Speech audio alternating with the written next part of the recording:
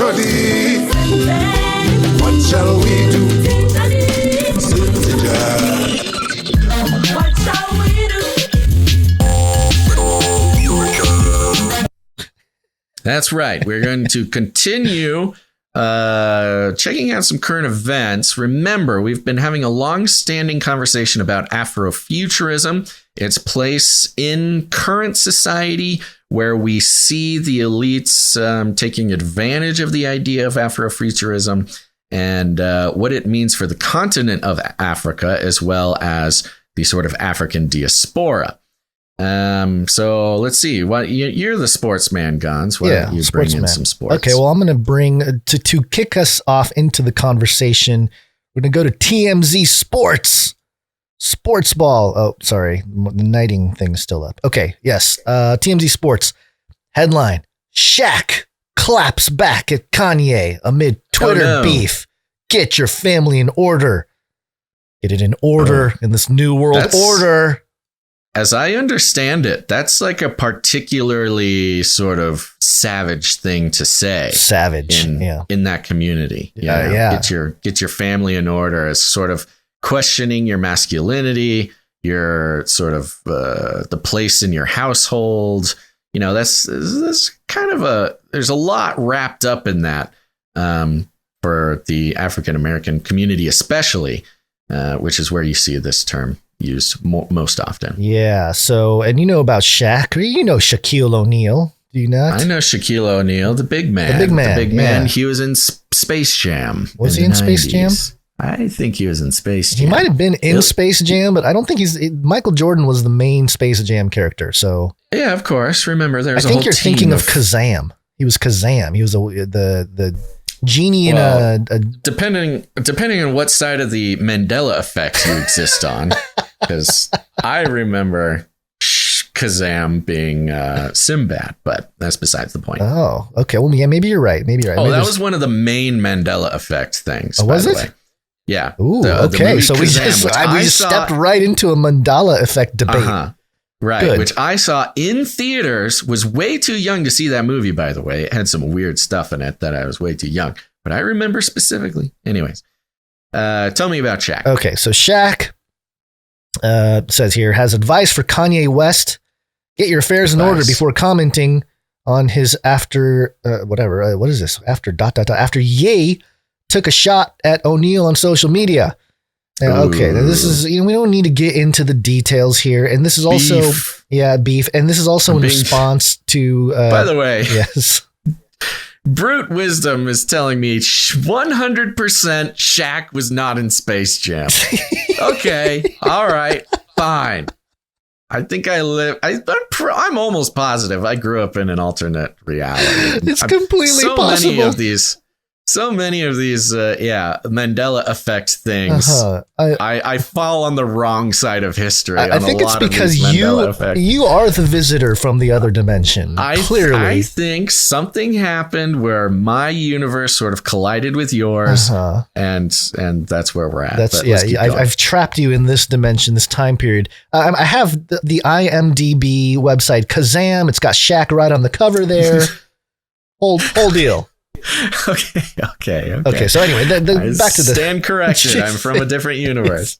That's a good excuse for everything that you get wrong too. Well, I'm from a different timeline. You say it explains a lot. I mean, anyways, you got to follow the long year, mythology, almost decade long history of my travels to fully get that picture. Very few old school Canary Cry people get the full picture. Let's keep going. Okay, so what happened was, and this is in response to Kyrie Irving, who, Kyrie has been a very enigmatic figure in the sort of NBA sports world.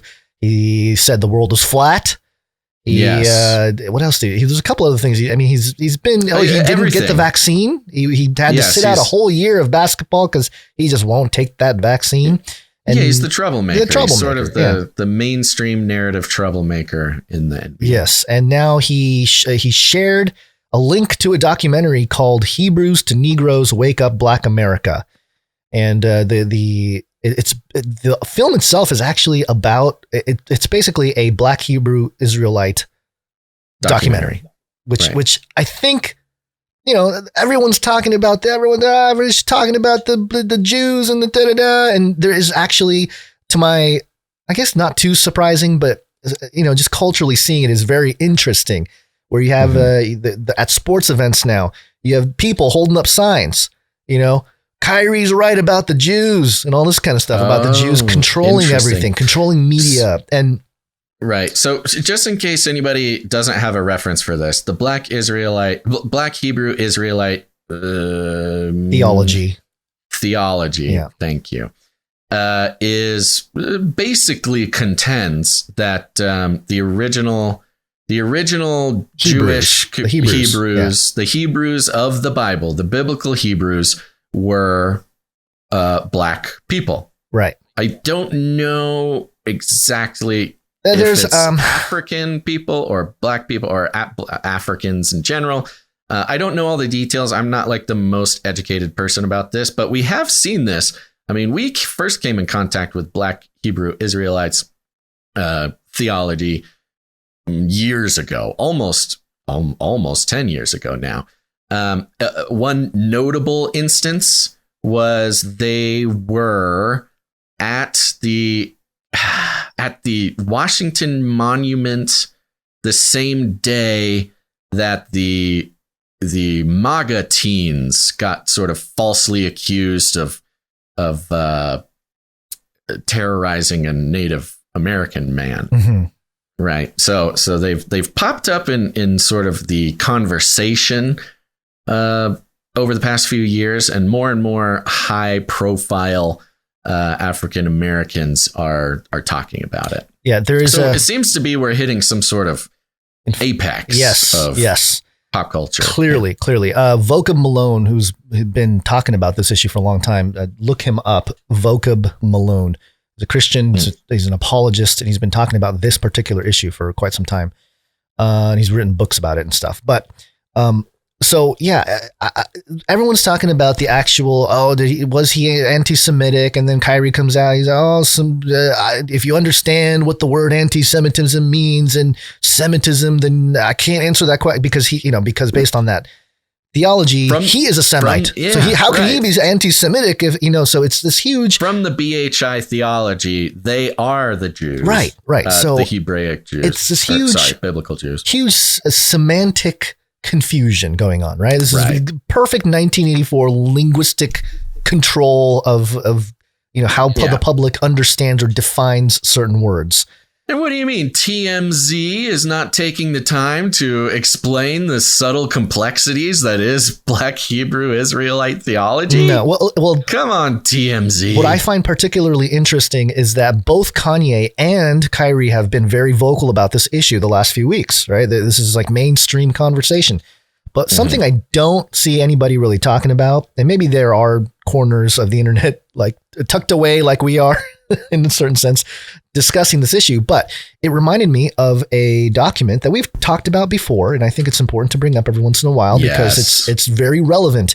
We've seen it. This is another data point for the absolute scoreboard of conspiracy theorists for the past 23 years. Yes. So the FBI had a document back in the late 1990s. So really, I think it was 1999. I think it was 99. Yeah. It's called Project Megiddo. It's an FBI strategic assessment of the potential for domestic terrorism in the United States undertaken in anticipation of or response to the arrival of a new millennium. Okay. So so it's sort of like everybody was like, nothing happened. Year 2000 is coming. We're seeing a shift. It was like the FBI's version. I'm pretty sure I just got hacked by having this PDF on my computer, by the way. The FBI's version of like moving into the new millennium, new threats, fund us more. Here is a list of the very specific groups that we need to protect the country from. Yes. And actually notice how Al-Qaeda and, big banks and who's what is his name? I can't even remember his name. Osama bin Laden is not on the list. Oh, of course not. So if you go to the table of contents, and I actually did this on Twitter, I shared a screenshot of the actual table of contents, and I made a little bit of markings on there.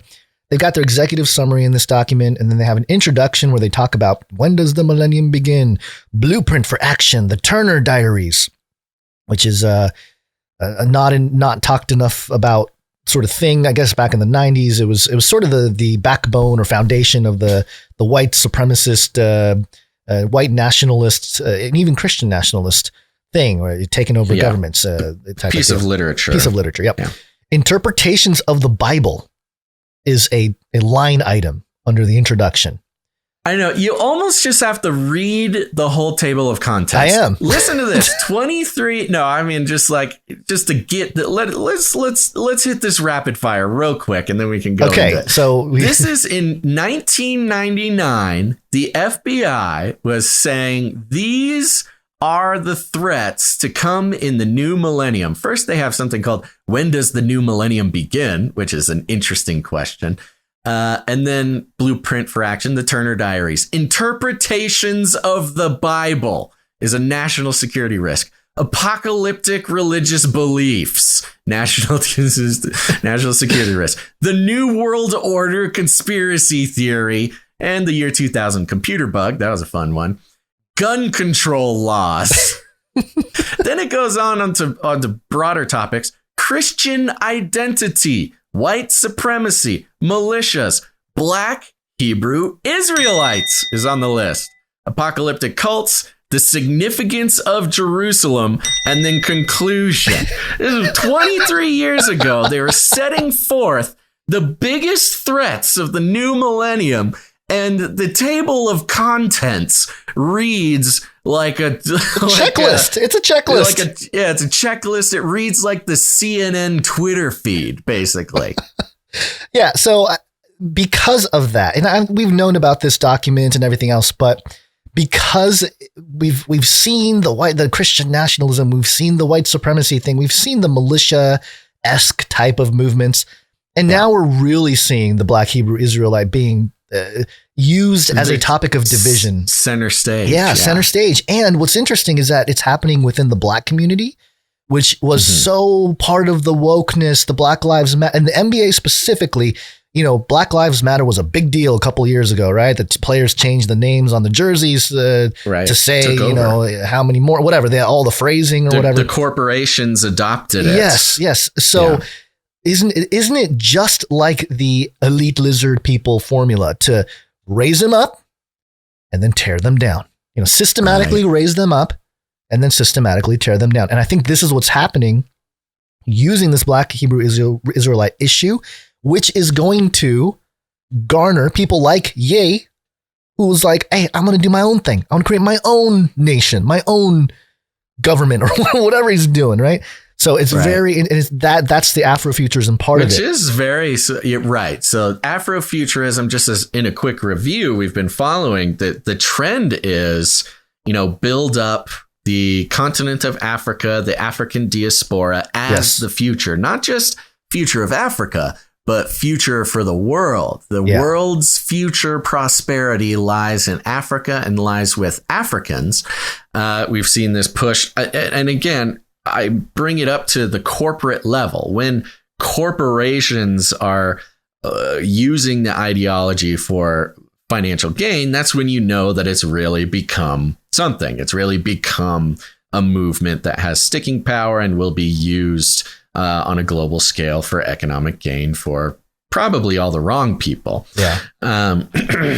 And so, you see this with Black Panther. You see this with the installation of the idea of Africa as the future of the world's prosperity in the pop culture common software upload into everybody's minds.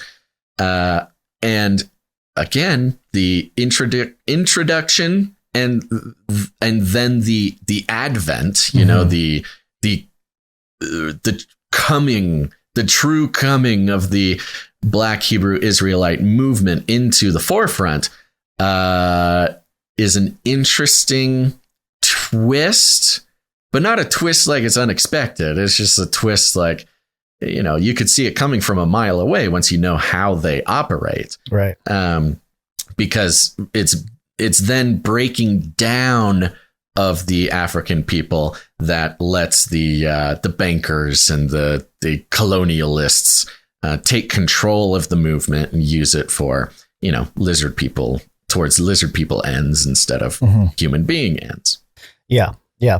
The ones that still might be in the works. And I think we need to be very careful, Basil, because we can easily be wrapped up, sort of cold, harvested into Scooped. These. Yeah. Just drag. I mean, we've already sort of had, the beginnings of this, but apocalyptic cults is an interesting one, as well as significance of Jerusalem. But, there's something that, the document has here. Let me see if I can pull it up.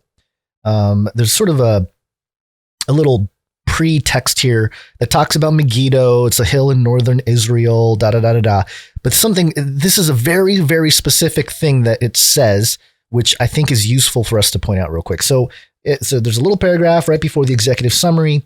And at the very last sentence, okay, here's what it says.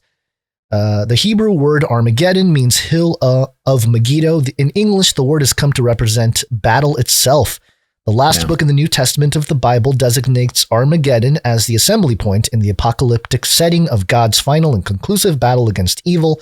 The name Megiddo is an apt title for a project that analyzes those who believe the year 2000 will usher in the end of the world and who are willing to perpetrate acts of violence to bring that end about. That's the part. Who are willing to perpetrate acts of violence. Right. And that's the distinction where, you and I are not perpetrating acts of violence, but nor do we support acts of violence. We don't. Nor do we encourage acts of violence. In fact, entirely the opposite. But notice, if we're looking at the pattern here with Kyrie, he shared a link to a documentary. And what is he being accused of? Stoking violence. I even saw anti-Semitism and violence. I saw, like one of the more popular YouTubers that does sports stuff, and he's Jewish, and he made this video about Kyrie and how horrible what he did was. And then he related it to a story about a 15-year-old Jewish boy being attacked by some black kids or something like that. And that was proof that Kyrie's tweet was affecting the streets. Right. Jews were being attacked by black people because of Kyrie's tweet. And so I don't think that's accurate. Yeah. Mm-hmm. But it's one of those ways where the controllers are very good at shaping the narrative. Yeah, it's more about the narrative. That is a narrative. That's not data. That's not, I don't know what the data is, but that particular example is not data. It's a narrative. Right. You're telling a story rather than looking at actual data. Right. So anyway, I wanted to bring up the talk bit because a lot of people are discussing this issue. I know people have asked us what we think about it and stuff. So that's what comes to mind for me was that whole document, the Megiddo papers by the FBI. Yeah. Well, and what else is there to say besides in 1999, the FBI made a list of the biggest of their targets for the new millennium, and pretty much the Black Hebrew Israelite movement was the last check mark on the list. So of course they were going to get put in the crosshairs. Yeah. They were the only group on the list that had not yet been addressed, with full force, right? With the full force public of the propaganda mainstream thing. Yeah. So right. There you go. Very interesting. Okay. I think we'll keep an eye on all that and the Afrofuturism thing. And again, the combination of Kyrie and Ye both bringing up this issue and having it become a center of conversation is not on accident, I don't think. Exactly. I think there is a question, a reasonable skepticism to have still, was this brought up organically? Was this sort of surreptitiously inspired by a psychological strategy board type thing? Or are they willful actors? we don't know, but I don't know if it necessarily matters. It doesn't matter at this point. I think it's both the same. It's just the same. It almost doesn't even mean anything to try to differentiate those two things. Yeah. Real quick, along the same lines and theme of the show, dailymail.co.uk headline: California professor and ex-CIA staffer claims that, quote, Christian white men are primed to start a civil war in America because they were once dominant and are in decline, and blames the right for spike in violent extremism. Oh, please. We don't need to be quoting fringe bloggers coming up with ridiculous conspiracy theories. Conspiracy theory, yeah, right? What is this? I think this is remember, the theme sort of is what's injected into the mainstream gets injected on purpose with the purpose of with a psychological strategy behind it. And look, we have heard this. This is nothing new. Yeah, We've heard for years, Christian white men feel like they're in danger and they'll start a civil war, right? But I think it's interesting how California professor and ex-CIA staffer claims it. Now, we know the one thing in this headline that doesn't ring true is the prefix X in front of CIA staffer, because we know, we've always known, there's no such thing as an ex-CIA person. Yeah, maybe in title, but not in loyalty. Yeah, maybe they may not be on the masthead or on the books, but once you're a CIA guy, you're always a CIA guy, or you die. And so, which, by the way, I completely forgot to mention Anthony Bourdain in the context of the crypto guy that got killed. Bourdain was also a guy who tweeted about Mossad and then was mysteriously died a few. Oh, right. Yes, that was an interesting connection there. Yeah. Continue. So just another example of how the psychological injection of these terms, and the timing of this one is interesting. In the middle of the demonization of the Black Hebrew Israelite thing, we have the CIA injecting again the danger of white Christian white men. And I think it's an interesting, you put them together side by side and just take for a moment that they're not competing with one another. You have the Black Hebrew Israelite movement and Christian white men, and these are the dangerous ones. In connection to the list of threats against politicians, it's so dangerous to be a politician these days. You put these things together, and it's really a wonderful smorgasbord of fear. That there's a little something for everybody. Doesn't matter your class. I think the politicians in danger one is more about class. Sure.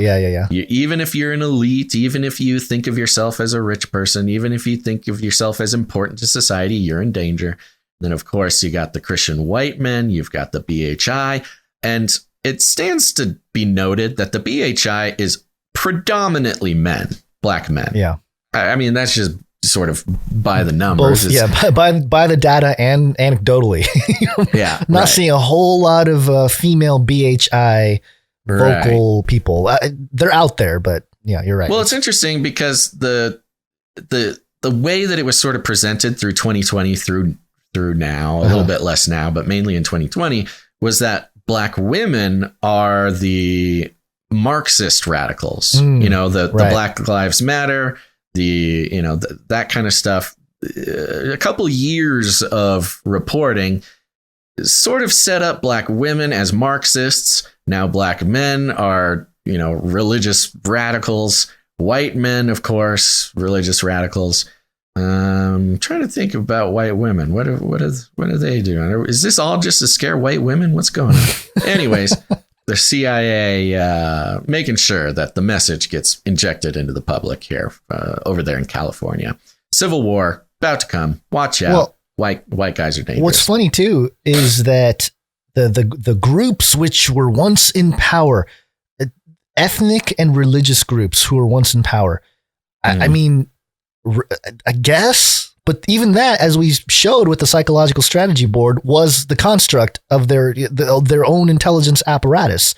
Right. This alleged ethnic and religious the powerhouse that is the white Christian is, I don't know. It is the teardown of its own self. It's the reset happening in the sense of, they build it, they tear it down to their liking, and then so they can rebuild it again. It's the ebb and flow of the spiritual. It works every time. Yeah. Kira OC in the chat. Yes. Made a wonderful point. Okay. So you've got the white Christian men, danger. BHI men, danger. Marxist black women, dangerous. Mm-hmm. Then you've got white women. What's their deal? Karens. Karens, yeah. Remember Karens? Yep. So don't worry, everybody. You just got to be afraid of everybody.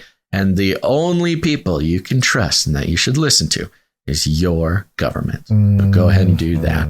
Yeah. Remember, make sure to sign up for the newsletter over at canarycry.party, because we sent out the email for this episode. We put all the art in there. We put a bunch of good stuff in there, but we also put all the sources in there for every episode. And we got a link there that explains the psychological strategy board. It's just the Wikipedia. I highly recommend everybody go check out psychological strategy board on Wikipedia. It'll tell you everything you need to know.